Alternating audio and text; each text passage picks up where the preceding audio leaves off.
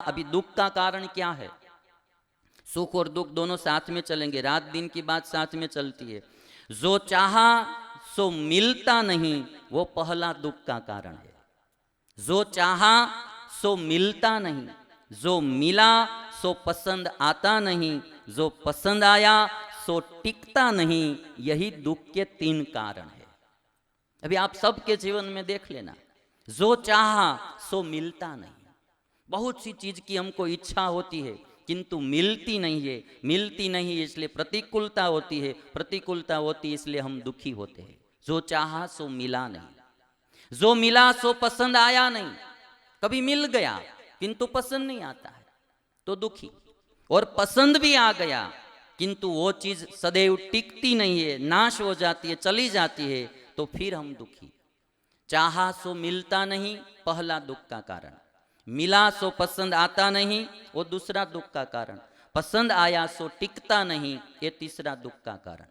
और इसमें आप उल्टे चले जाएंगे तो सुख के कारण बन जाएंगे। जो चाहा सो मिल गया, मिला सो पसंद आ गया, तो आप सुखी ही सुखी हो गए। तो ये सुख की व्याख्या मैंने आपको बताई। शॉर्ट में आपको एक उदाहरण देता हूं। अभी आपने ओडी गाड़ी चाहिए आपको ओडी गाड़ी चाहिए आपको, मिल नहीं रही है, इसलिए आप क्या होंगे? दुखी। अभी मानो कि ओडी गाड़ी मिल गई, ओडी गाड़ी आपने ले ली, बाद में आपको अब जेगुआर पसंद आती है कि इसके बदले में हमने जेगुआर ली होती तो अच्छा होता था। तो अब मिल तो गई गाड़ी आपको, किंतु अब क्या हो रहा है? आपको पसंद नहीं आ रही, इसलिए आप फिर से दुखी होंगे। गाड़ी मिल गई, पसंद भी आ गई, किंतु हफ्ता नहीं भर सके तो बैंक वाले ले गए, तो फिर से दुखी। जो चाहा सो मिला नहीं तो भी दुख, जो मिला सो पसंद आया नहीं तो भी दुख, और जो पसंद आया वो टिकता नहीं तो भी दुख। આપણે ગુજરાતીમાં કેવું હોય ને તો ઈચ્છેલું મળે નહીં, મળેલું ગમે નહીં, અને ગમેલું ટકે નહીં, આ દુઃખનું મૂળ છે। और इसीलिए जैसा गाड़ी में है ऐसा साड़ी में है, जैसा गाड़ी में ऐसा साड़ी में। कोई साड़ी पसंद आ गई किसी महिला को और वो नहीं मिलती है तो दुखी होगी। यदि उनको मिल गई साड़ी, वो मिलने के बाद, प्राप्त होने के बाद अब उसको अच्छी नहीं लगती है, पसंद नहीं आती है, तो भी दुखी होगी। और पसंद भी आ गई किंतु रसोई करते करते वो साड़ी जल गई तो भी दुखी होगी, है ना? एक बात, जैसा गाड़ी में वैसा साड़ी में, जैसा साड़ी में वैसा लाड़ी में। उसमें भी ऐसा ही होगा। लाड़ी पसंद जो चाहता है वो मिलती नहीं है तो भी दुख, मिल गई एक साल के बाद पता चलता है कि ये पसंद नहीं आती है तो भी दुख, और पसंद भी आ गई किंतु मर गई, टिकी नहीं, तो भी दुख। तो ये दुख के अनुकूलता माने दो ही चीज है, हमारी इच्छा अनुसार हमको मिलता है और इच्छानुसार होता है तो सुख, नहीं तो दुख। अब सुख को समझना है तो आपको अभी एक बात मान लेना पड़ेगा कि जो हमारी इच्छानुसार होता है, इच्छानुसार मिलता है, तब हमको अनुकूल होता है, तब हम सुखी होते हैं। इच्छानुसार मिलता नहीं है, इच्छानुसार होता नहीं है तो प्रतिकूल होता है और तब हम दुखी होते हैं। और इसलिए सबका मूल है इच्छा। इच्छा पूर्ण होगी तो सुख, इच्छा पूर्ण नहीं होगी तो दुख, है ना? इसलिए मूल आप देखेंगे तो दुख का कारण क्या है? इच्छा, और सुख का कारण है इच्छा की पूर्ति। इच्छा पूर्ण हो जाएगी हमारी तो सुख। कोई भी प्रकार की इच्छा रहेगी तब तक दुख रहेगा। जीवन में आप देख लेना, कभी भी इच्छा रहेगी तो दुख रहेगा। इच्छा सामान्य है तो दुख सामान्य रहेगा, यदि इच्छा प्रबल है तो दुख प्रबल रहेगा। ज्यादा इच्छाएं है तो ज्यादा दुख रहेगा, कम इच्छाएं है तो कम दुख रहेगा। कोई भी वस्तु या व्यक्ति को प्राप्त करने की इच्छा है अथवा कुछ करने की इच्छा है और वह नहीं हो रहा है तो आप दुखी होंगे ही होंगे। जिसको सुखी होना है उसको इच्छाएं कम करना, सुखी होना है तो इच्छाएं कम करना। अभी मैं आपको एक क्लिप दिखाता हूं। आप देख लीजिए, हर कोई आदमी दुखी होगा, इच्छा रहेगी तो दुखी होगा। अभी चलते हुए आदमी से मैं आपको स्पोर्ट कार वाला आदमी दुखी है वो मैं आपको बता रहा हूं। आप देखिए, हमारी सबकी जिंदगी में यही है, एक इच्छा पूर्ण होती है, दूसरी जगती है, दूसरी पूर्ण होती है, तीसरी उठ खड़ी हो जाती है, तो फिर दुखी ही दुखी, दुखी ही दुखी, मरते दम तक आदमी दुखी ही रहता है। इच्छाएं कभी पूर्ण होने वाली नहीं है। यहाँ किसी की सब इच्छाएं पूर्ण हुई नहीं है। यहाँ राम की भी सब इच्छाएं पूर्ण नहीं हुई, कृष्ण की भी नहीं हुई, तो हम सब कौन सी बाड़ी के मूली, कौन सी बाड़ी के, कौन सी खेत की मूली हम सब, तो हमारी सब इच्छाएं पूर्ण होगी। सुखी होना है तो बेस्ट चीज है कि इच्छाएं कम करो, सामान्य इच्छाएं रखो, पूर्ण हो जाए तो भी ठीक, न हो जाए तो भी ठीक। मैंने भी एक गोष्ठी की इच्छा की थी कि भी हमको एक हिंदी में गोष्ठी करना है, बस हम पुरुष प्रयत्न करते हैं, फिर फल देना नहीं देना वो भगवान के हाथ की बात है। कर्म हमको करना चाहिए, पुरुष प्रयत्न करना चाहिए, आलसी बनकर बैठे नहीं रहना है। कुछ भी पाना है तो पुरुष प्रयत्न करो, किंतु उसके लिए दुखी मत हो।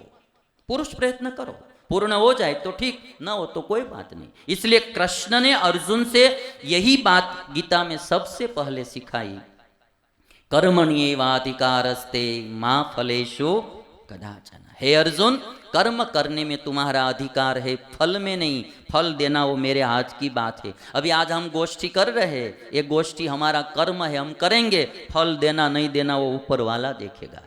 अभी आज जो हम गुजराती में कथा कर रहे हैं, आज पूरा गुजरात सीरियल की जगह हमारी कथा सुन रहा है, ऐसी अपेक्षा हमने कभी नहीं रखी थी। हमने तो हमारा कर्म किया है। आज हजारों घर में सुख शांति कथा के माध्यम से फैल रही है। लोग अपना गुस्सा का त्याग कर रहे हैं, लोग अभी आपस का बैर छोड़ रहे हैं, लोग अभी जो पाप के मार्ग से बाहर निकल रहे हैं। ये कथा का फल इतना मैंने भी कभी नहीं सोचा था। फल देना नहीं देना वो ऊपर वाले के हाथ की बात है, वो हमारे हाथ की बात नहीं है। बाबू मोशाई, जिंदगी और मौत तो ऊपर वाले के हाथ में है। ऐसा ऐसा कोई आता है बात। हम तो वो रंगमंच की कठपुतलियां है जिनकी डोर ऊपर वाले की उंगली में बंधी है। कब कैसे कैसे चलाएगा वो कोई जानता। हमको कर्म करना है। अभी ये आदमी देखिए आप, जिस मकान में रहते बाजू वाला कोई अच्छा मकान बनाता है, उसको देखकर आप दुखी हो जाते हैं। मकान के में ही नहीं है, गाड़ी में भी वही होता है। गाड़ी में ही केवल नहीं, मैंने पहले ही कह दिया, लाड़ी में भी यही होता है। तब कितनी इच्छा करते रहेंगे, सब इच्छाएं थोड़ी पूर्ण होगी। तो आदमी का दुख का कारण यही है, बस इच्छाएं करता ही रहता है, करता ही रहता है, आगे आगे किसी का देखकर मुझे ये चाहिए, तो आदमी दुखी होता रहेगा। मेरा मतलब ये नहीं है कि कुछ करने के लिए प्रयत्न नहीं करना है। आपको भी रिलायंस कंपनी की स्थापना करनी है तो आप प्रयत्न जरूर करो, नहीं होती है तो दुखी नहीं होना है। बस जो है उसका सुख का अनुभव करते करते आप आगे की बात सोचो। हम क्या करते हैं कि आगे वाला देखकर हमारे पास जो है उसका भी सुख का अनुभव हम कर सकते नहीं। बस आगे के लिए आप जरूर परिश्रम करो, विचार करो, किंतु दुखी नहीं होना। जो है जितना है उसमें सुखी समझो। मुझे तुमने दाता बहुत कुछ दिया है, सुनने लायक पंक्ति। तेरा शुक्रिया है, तेरा शुक्रिया। वाह। मुझे तुमने दाता बहुत कुछ दिया है, तेरा शुक्रिया है, तेरा शुक्रिया। मुझे तुमने दाता बहुत कुछ दिया है, तेरा शुक्रिया है, तेरा शुक्रिया, तेरा शुक्रिया है, तेरा शुक्रिया।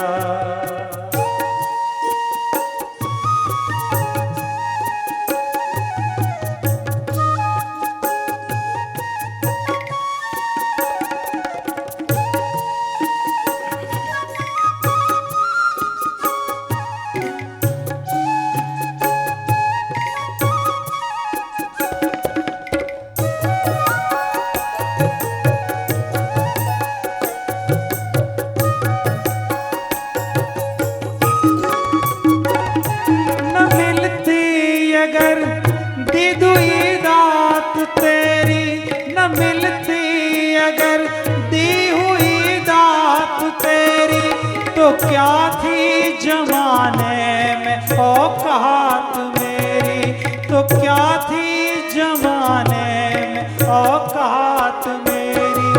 मिला भी है जो भी वो सब तुझसे मिला है, मिला है जो भी वो सब तुझसे मिला है।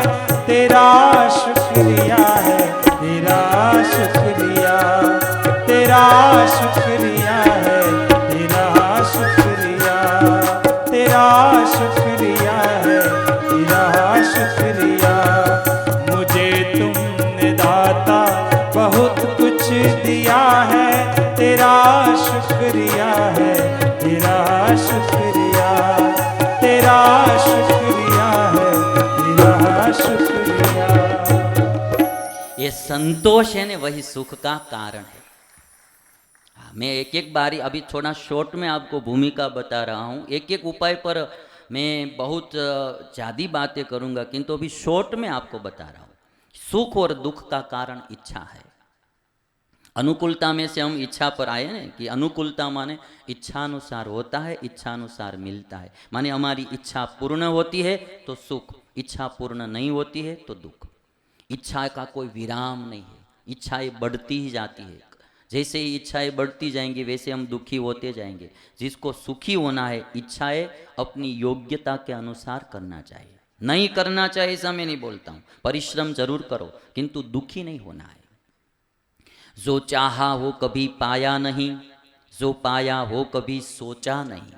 जिंदगी में ऐसा होता है भाई, जो हम चाहते वो मिलता नहीं, और कभी कभी हम ऐसा देखते हैं कि जो मिला है वो हमने कभी चाहा भी। मेरी जिंदगी में तो मैं यही अनुभव करता हूँ, हमें जो चाहा मुझे मिला नहीं, ऐसा दुख मेरी जिंदगी में मुझे कहीं दिखाई नहीं देता है। मुझे ऐसा लगता है कि जो मैंने नहीं कभी भी चाहा था, कभी भी जिसकी इच्छा नहीं की थी, ऐसा भी भगवान ने मुझे दिया है।